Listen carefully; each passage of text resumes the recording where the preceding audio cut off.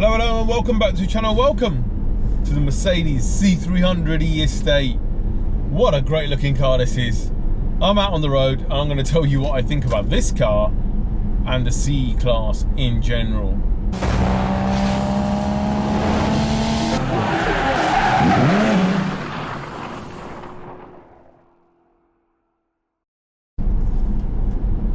Right, so the C-Class. Now, this all plug-in hybrid specifically because it has got a combustion engine in both petrol and diesels available in the UK.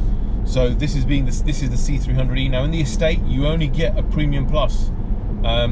They've stopped selling the standard car and the premium derivatives, where in the saloon you do get the standard, the premium, and then the Premium Plus.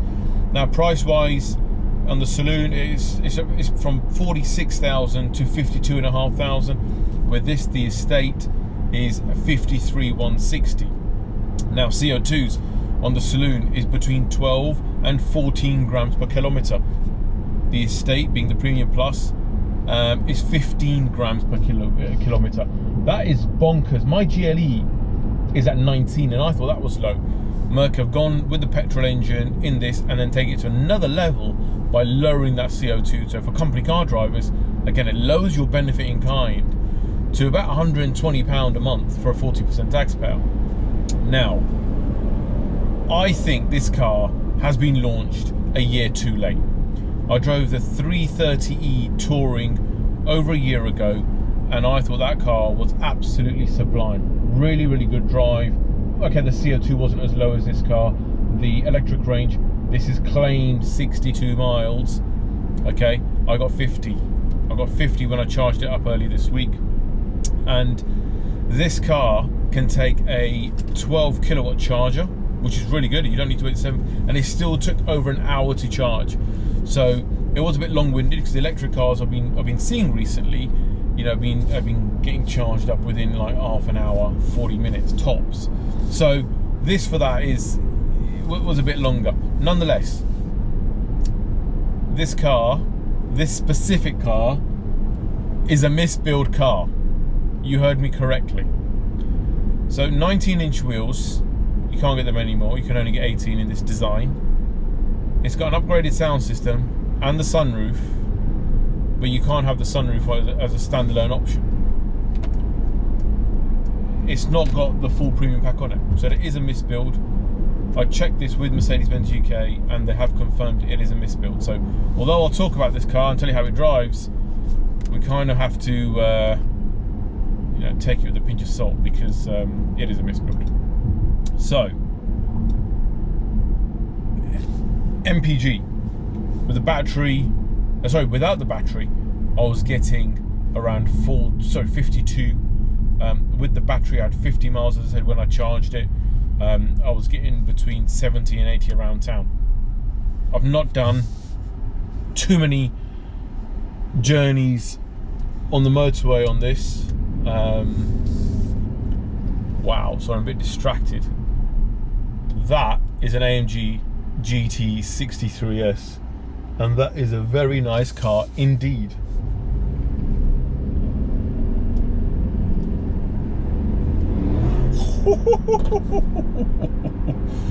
That sounded beautiful. Mine didn't sound like that, so yeah, I love that car. Right, going back to this boring plug-in hybrid as compared to that. So yeah, so this car is a misbuild. The MPG is very, very good on this.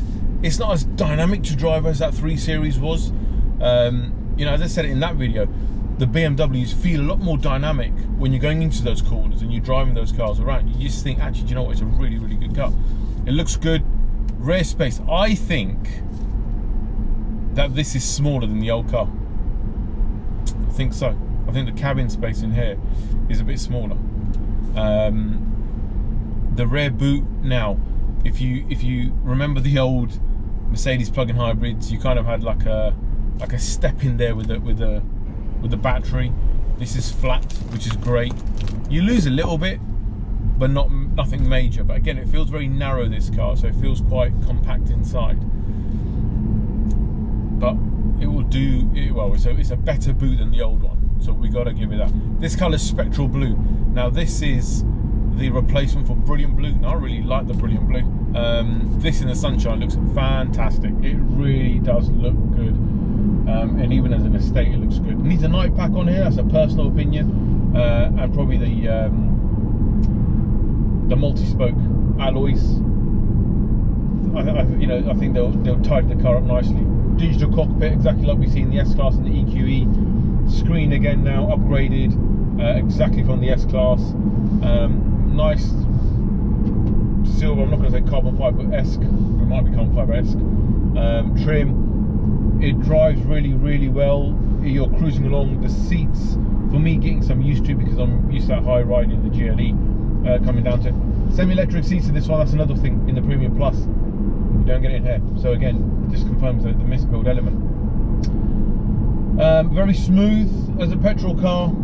As I said, I do believe Merc launched this a year too late. It should have come out in end of 2019, early 2020, where the 3 Series was running riot in that fleet market, and they just missed a trick. They might have done well on the GLC, but again, the GLC's on run out to launch this. There is a new 3 Series. The LCI is out. It has got some tweaks on the exterior, major tweaks on the interior. So all of a sudden, Mercedes, although they're getting really excited about launching this car, let's forget the element of the lead times, forget that, put that to one side. BMW then going to revise the 3 Series. And the 3 Series was a great car, so it'll be interesting to see how they develop that when I get to drive it, hopefully at some point this year.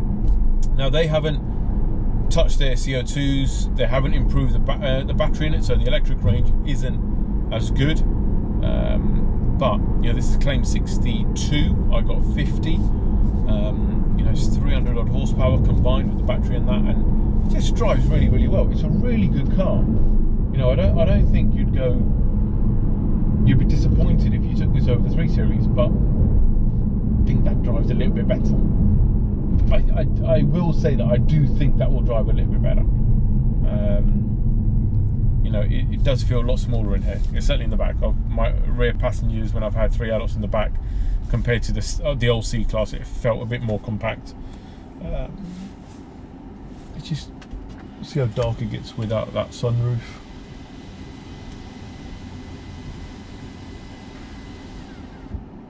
Sun's out today, so it's not too bad, but on a dark day. It's got the mood lighting in here, exactly like the S-Class as well. So again, that's another thing. That comes in the Premium Plus packs. It's in here. Still would like to see cooling seats and a heated steering wheel in this. You can get them in pretty much most cars now, apart from Mercedes. Mercedes don't want to bring it in here. Overall, it's a good car. You won't be disappointed. As I said, if you got this car, you won't be disappointed. However, drive the 3 Series before you get into this. And it hurts me to say that, because I do like a Merc. I've owned more Mercs than BMs, but I just think BMW are getting it right at the moment. So from that perspective, drive that 3 Series before you go and order this. But then if you do order this, God knows what you're going to get. I can't even give you a price on this car, because on their system the sunroof is a separate option. But if you go and look at the Mercedes configurator, you can't get it as a separate option. But hey ho. Nonetheless, this is the last Merc demo for a couple of weeks. So you would have seen the EQE, the EQB, and this. So yeah, I've got in fact I've got a BMW coming up next on the channel. So I'm looking forward to that. Thank you for watching. Let me know what you think in the comment section below, and I'll be back very soon with another video and telling you what I think, very honestly and brutally honest, about the car. Thanks for watching. Bye for now.